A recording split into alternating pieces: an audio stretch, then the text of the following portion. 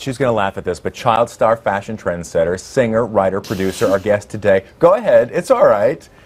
Jennette McCurdy in the studio with us today. That's so grand. Well, it is grand. It is grand because like walks out with like a crown and like a giant cane. That's the kind of introduction that you've earned. iCarly, Sam and Cat. I mean, come on, you're blowing up all over the place, right?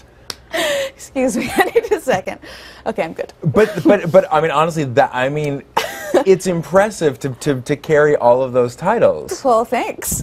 Well, take me back. How does this even start? Well, I wanted to start acting when I was really little because I wanted to be in Star Wars. I wanted to marry Anakin Skywalker, and that did not happen. But now I think my chances. You never know. Well, now they're making the new Star Wars movies, so I just gotta get in touch with JJ and maybe make something happen. Pound on some doors. Yeah. But that was genuinely like that was the inspiration. That was the legitimate reason why I wanted to start, and then ended up not doing anything like sci-fi at all for a long time, so I was kind of bummed, but I found other things that I liked in acting. So how do you get into the Nickelodeon family? Because it's a very tough nut to crack. I mean, there's a lot of kids, there's a lot of people out there that would just love to know like what the secret is. Yeah, well, I think I know with the producer that I worked with, I mean, I just auditioned a lot, and then I got a guest spot on a show called Zoe 101, and he remembered me for a couple years for the part that I played in iCarly when I was 14. But I think that there's this idea that to be like on the Disney Channel or on Nickelodeon, you should be like this, like singing, acting, like puppet, where you're just like, wow, everything's great all the time.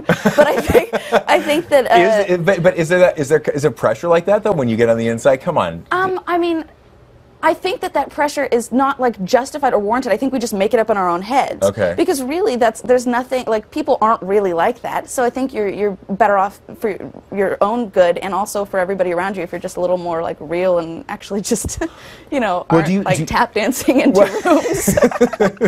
Tap dancing. You have to put that on your list of skills. Yes.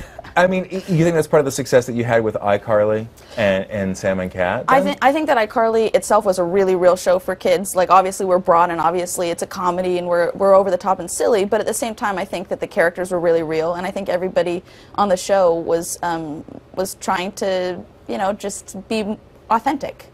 You've got your own series now as well. It's What's Next for Sarah. Oh yeah. And this it's a web series, and this somewhat, you know, after Sam and Cat was canceled, somewhat of a trailing off on this, right? So this was actually like my creativity is like therapy for me. So this was like my therapy project, where I had some really funny experiences during the making of Sam and Cat, and just I think growing up in the business and being like a child star and being on Nickelodeon. So I kind of wanted to do like a fun kind of parody of my life, and what came out was What's Next for Sarah, this web series that I wrote. And so, I mean, how closely then is it like to your real? I mean, I know shockingly close. Is it? It's really close. Very, very close.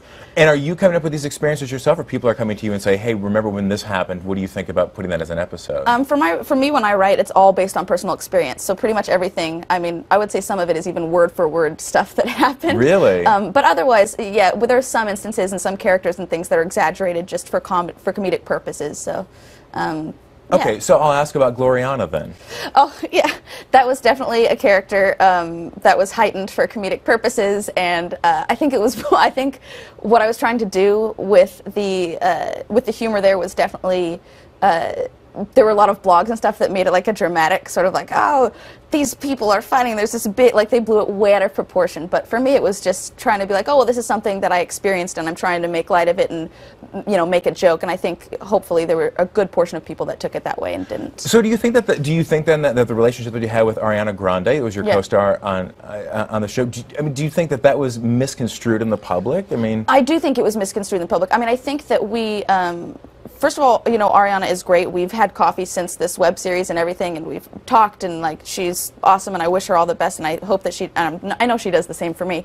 But I think that there's this certain idea when you play best friends on a TV show that you have to be best friends and you have to go everywhere together, and if you don't, then it's suddenly like, oh, well, they hate each other, and then that starts this kind of dramatic, like, cat-fighty thing, and I just think online people take things way out of context, and I think that just it kind of perpetuates its own drama. Well, because it's got to be difficult because your fan base is so incredibly loyal by the number of Facebook followers that you have, by the number of Twitter followers that you have, and Ariana as well there. Yeah. I mean, Is it difficult then to kind of see the fights or the disputes, whether real or fictionalized, play out kind of, and you might not have control over what's being said? Yeah, well, I think sometimes, you know, fans they get so excitable, and it's awesome to have that kind of a support, but at the same time, they want their idol or the person that they look up to be, they have ideas for how they want their career run and operated and things like that, and I think sometimes it can be a little fighty between different fan bases just because they think, well, this person got this opportunity and the person that I like didn't, and that's just, you know, it's kind of, I guess, it's great that they're so supportive, but at the same time, everybody's on their own path, and we're all just, you know, doing our own thing. So, I mean, it sounds like things are resolved then between you two. Absolutely, yeah. They are. And I wouldn't say, I think that things were taken, that things were definitely misconstrued. I don't think things were ever as bad as they were made to seem in the public. But I definitely think we both fueled the fire a little bit on our ends, because there's something to like the heat of the moment and the drama, and when people are telling you this person hates you, then you're just like, wah, I hate you too, and you go kind of like crazy, I guess. I don't know. I just think the internet makes people weird. It gets amplified. Yeah. I mean, everyone wants to know what happened to Sam and Cat. Everyone loved that show. I think that we both, Ariana and I both started that show when we were I think we had already mentally graduated from like the Nickelodeon space and everything, and we both had different things that we wanted to pursue. For me, it's I really want to be on the creative end of things and write and, you know, direct and produce my own projects and work just on more adult comedies, and I think Ariana definitely wanted to focus on music. So I think we kind of had one foot in and one foot out. So we started the show and we were really excited, and then initially the plan was only to do like 20 episodes, and then we got picked up for another 20, and we were excited but thinking like, okay, it's time to kind of like wind this down. And then I think somewhere around episode 36, we just all had a big conversation with the network, and we're like, we all think that it's kind of time to move on, and we all feel ready, and the network was completely understanding and really great about kind of ending the show in a way that they just kind of dissolved, you know, nothing like, it's over, nothing's dark. Right. Do you still feel the same way now, or do you miss it? I still feel the same way now. I'm really, really happy. I think my life had been a little bit, I had just felt like I'd been doing the same thing for a while, and I guess I felt a certain like stagnance that I didn't really like, and I really needed to like grow and try other things and experience, just experience new things in order for me to feel kind of better about where my life was going. So for me personally, I still feel the same.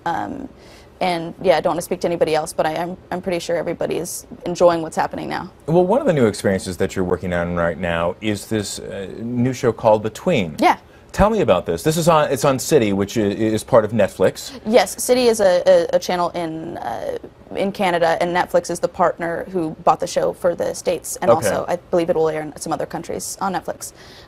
It's a drama, so that was super exciting. Yeah, I mean a big difference. Yeah, huge change. I basically got a call from Netflix that they wanted to meet with me about this show, and I said like, well, tell me a little bit about it, and they go, well, it's this like apocalyptic sci-fi, and I was like, hold you right there, like I gotta go and be in person for this meeting, because obviously starting from Star Wars, I really love sci-fi. Right. And it's a show about a small town that gets put into quarantine after a disease outbreak, and the only people left alive in the town are 22 and under, so everybody is just kind of running around frantic trying to figure out how this happened, and it's up to us to figure out whether the government has put us into quarantine and released this disease because of some person they're trying to catch. It's like a mystery, sci-fi, some romance.